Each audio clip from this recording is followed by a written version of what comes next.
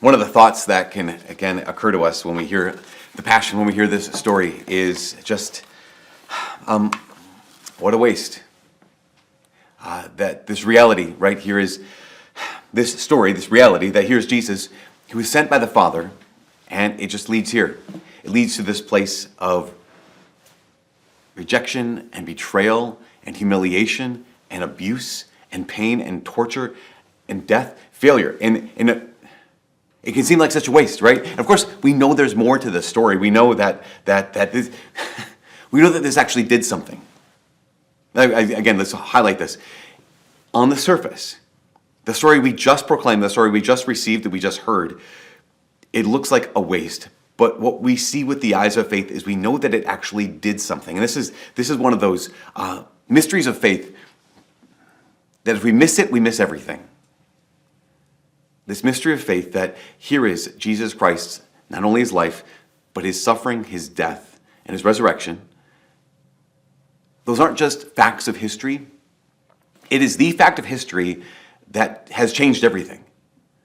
Once again, on the surface, it's senseless. On the surface, it's a waste. On the surface, it does nothing. In fact, that's one of the reasons why Father Walter Chisek, right, the author of He Leadeth Me, we've been following him for the last 6 weeks. He was an American priest, a Jesuit missionary to Russia. He suffered in the Soviet Gulag. He suffered in solitary confinement. And when he said when he was a kid, he used to hear sermons about the Passion. He used to hear sermons about Christ's suffering. And he said he disliked them. He said, it all seemed so vivid and yet so useless. There seemed to be no sense in it. And that could be us. This all seems so vivid. He has a very clear picture of Christ's suffering, but it all seems so useless. There seemed to be no sense in it. And yet, at the same time, we know that what seems senseless, this what appears to be mere failure, is the historical moment that changed the world. And so what we do as Christians is we hear the story and we say, okay, I believe in that story. Which is true, right? It's I believe that thing, that suffering, and just how remarkable is this? That the suffering wasn't senseless, that the suffering actually was powerful, that the suffering did something. In fact, that his failure was fruitful. That's what we believe. And again, if you're a Christian, you believe that story. But a lot of times, here's what we do. A lot of times we say, okay, I believe that story. So I know the story, I believe the story. And we miss out on, I don't know if I want to say this is the most important part. We sometimes think the story's done. I mean, here we are, we're just commemorating, right? We're commemorating what Jesus has done for us. We're commemorating the fact that he saved the world. We're commemorating the fact that, again, his failure was actually fruitful. We're commemorating the fact that this suffering, this death, this future resurrection, that it did something. But the story isn't over. In fact, the invitation for all Christians is not merely to believe the story and to receive the gift of grace from the story. Our invitation as Christians is to enter the story. This is the incredible mystery of being a Christian. Is yes, Christ's seemingly senseless death and suffering redeemed the world, but it's not over yet. It's not over yet. You and I are invited to enter into the story. Why? Because we've been sent into the world. So what I mean by that is, here, the Father sends his Son into this world. You know what it is to be sent? The term in Greek in the New Testament, one who's sent is called an apostle. So one who's sent on a mission has what they call an apostolate, right? So it's very technical terms, but just think about it like this. The Father sent the Son. That means the Son is, in some ways, the Father's apostle. He had an apostolate. He was sent on a mission. Jesus then said, as the Father sent me, so I also send you. So that's why he called them apostles, because they were those who were sent. That apostolate, what did the apostolate look like? Well, for Jesus, the apostolate looked like he taught. It looks like he healed. It looks like he did miracles. It was awesome. The apostolate for the apostles, what did that? Well, they taught, they healed, they did miracles. Awesome. But what saved the world? Was it Jesus' healing that saved the world? Was it Jesus' teaching that saved the world? When he sent the apostles out, when they write their apostolate, was the power of their apostolate in their healing? Was the power of their apostolate in their preaching? What was the power of their apostolate in? The power of their apostolate was in the exact same power that Jesus' apostolate was in. What saved the world? His suffering and death. His resurrection. What blessed the world with the church? Yes, the apostles' preaching, but possibly more than anything else, the fact that the apostles entered into the story and that their suffering became sanctifying, that their pain became powerful, that their failure was not fruitless. And now we have to understand this again. So here's Father Walter Chizek, who he finds himself in Russia. He's an apostle to Russia, right? He said, the only reason I was in Russia is I believe I was sent by God to Russia. So here's my apostolate. And he asked the question, what was my apostolate? He said, I thought it was to bring God to these people and bring them salvation. Which, yes, he said, that's it. But how does God want me to do this? It turns out that God wanted Father Walter to do this, not by his amazing success, not by his amazing preaching, not by his amazing healing ministry, but by entering into suffering, by uniting his pain to the cross. Now, here's what Father Walter said. Because he as a kid even, he didn't like the passion. He didn't like the notion of the crucifixion. And he asked the question, even as an adult, he says, why the passion? He said, why pain and suffering? He goes on, he says, is God so vindictive that he must inflict pain and suffering on those who follow him? Because that can be a question we can ask. Here's his son. Is God so vindictive he has to inflict pain and suffering? He goes on to say, the answer lies not in God's will, but in the world in which we live and try to follow his will. He said, Christ's life and suffering were redemptive. His apostolate, remember he's an apostle, he's sent out. His apostolate in the scheme of salvation was to restore the original order and harmony in all creation that had been destroyed by sin. His perfect obedience to the Father's will redeemed man's first and continuing disobedience to that will. We know the story, right? The story of the fall. In the fall, what happens is here's Adam and Eve, here's our first parents, and they're living in loving relationship with God the Father. What breaks the world? What breaks the world is their disobedience. So it's just the way that we all share in Adam's sin, his disobedience, we're all called to share in Christ's obedience and his salvation. So what heals the world? What heals the world is not pain. And this is Father Walter discovered this. What heals the world is not suffering. What heals the world is saying, okay, this is God's will for me. And then saying yes to that. He goes on to say, the way we enter the story, not just believe the story that Jesus did this, but the way we enter the story, he says, Christ's redemptive act did not of itself restore all things. It simply made the work of redemption possible. It began our redemption. And he says, just as all men share in the disobedience of Adam, so all men must share in the obedience of Christ to the Father's will. Redemption will only be complete when all men share his obedience. So the world has not been changed overnight. And it's the world in which we seek to follow Christ's example that afflicts us as it afflicted him. We wonder why, as Christians, sometimes life feels not as dramatic as it should. Sometimes we can think like, what am I missing in the Christian life? Sometimes we can think like, no, I believe the whole thing. I've read the Bible. I've studied. I pray. What's missing from my life? Because I believe that I'm invited not just to believe the story. I believe that I have been invited to enter into the story. What's missing? And what is missing is this insight that says your suffering is sanctifying. That your pain, united to Christ's, has power. That we sometimes just think that, no, it's the teaching, it's the learning, it's the preaching, it's the healing, that changes the world. That's how we participate in God's salvation of the world. But Jesus has revealed something more powerful to us. He's revealed to us that we are called to enter into the story by uniting our sufferings to Christ. In fact, St. Paul writes about this. I think what that means is Palm Sunday, this whole Holy Week, this is where we get to enter. All of Lent. I mean, we did Lent. Why? Why do we give up stuff during Lent? Well, for some self-discipline, sure. Why do we give up stuff for Lent? To open our hearts to the Lord and to the poor? Yeah, great. All those things. But why do we give things up for Lent? Why do we voluntarily embrace suffering as Christians? Because we know that suffering is not senseless. We know that When we say yes to God's will in this moment, it has power. When we surrender, we are participating in the salvation of the world. And I would say this, because you've been given an apostolate, right? Jesus was sent. He's an apostle, as an apostolate. What saved the world? Not preaching, not healing, but suffering. The apostles were given an apostolate. What changed the world, what saved the world? Not just their preaching, not just their healing, but their suffering. Father Walter Chisek, he was an apostle. He had an apostolate. What was that? Where did the apostolate bear fruit? And not just in his teaching, not just in his serving, but in his suffering. And if you are an apostle, the way you and I enter into the story is we allow the Lord to have access to our suffering. So these are the three things. If you're going to have an apostolate, there's 3 A's. I'm going to go through them kind of quickly. Because here's the thing. Go back to Colossians. In the letter of St. Paul to the Colossians, he says, I rejoice in my suffering. See, this is what we do. We avoid suffering as much as possible. Father Walter talks about that. He said, I hate pain. I hate suffering. None of us like it.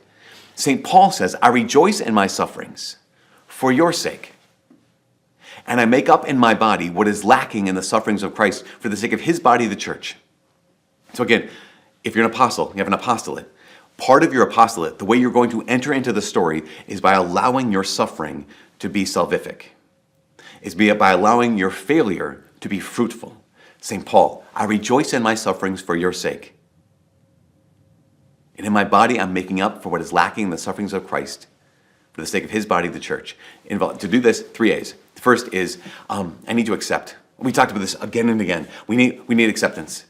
Now, so often, we spend so much energy, so much time, we spend so much of our lives wishing things were different. We spend so much energy saying, I wish things were otherwise.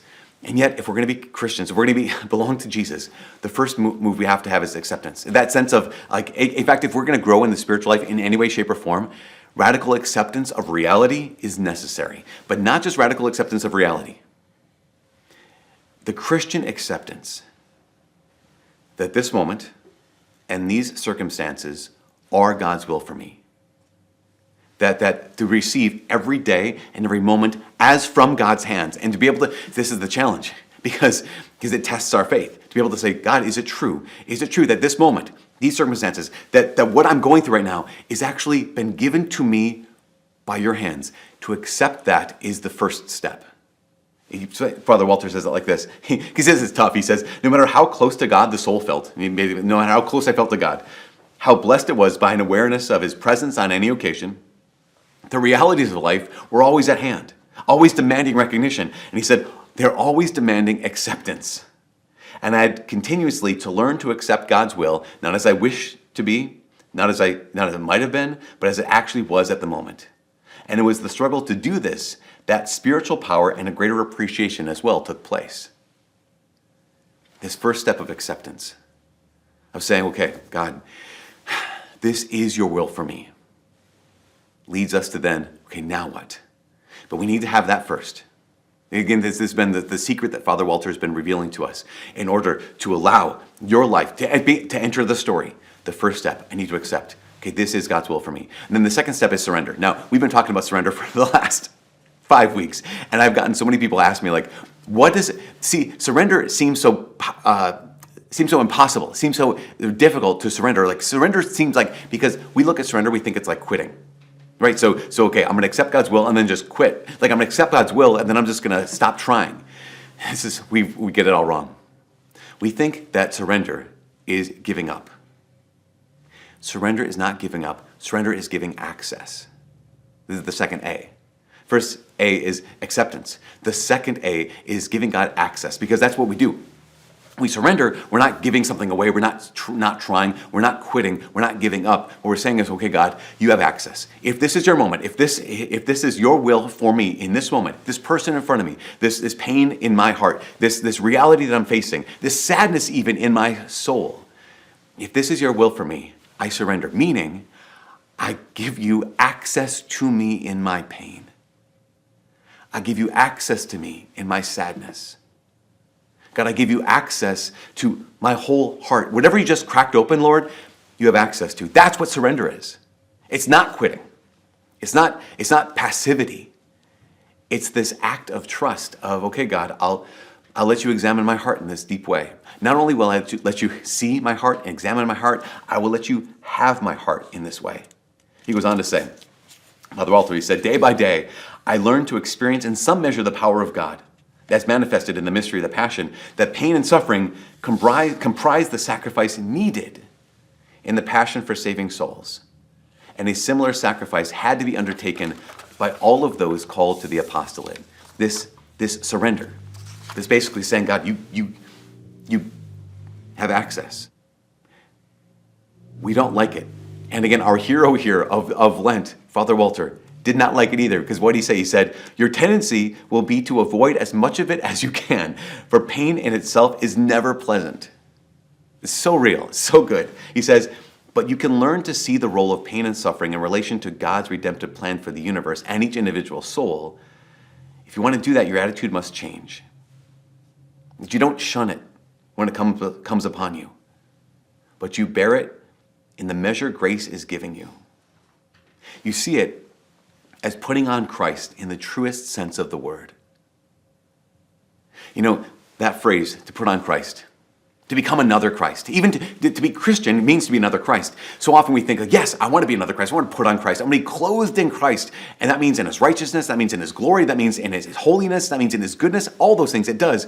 But it also, for us Christians who are walking through this world, it also means putting on Christ in his passion. But with the confidence that it does something. God, this is your will for me. I accept it. And now I surrender my heart to you, meaning I give you access to this pain. I give you access to this sadness. I give you access to this sorrow. I give you access to my heart. And then the third thing is, so often people would think, like, it seems so passive. You're letting yourself be blown around like a feather on a wind. The third A is to take action. Because this is the reality.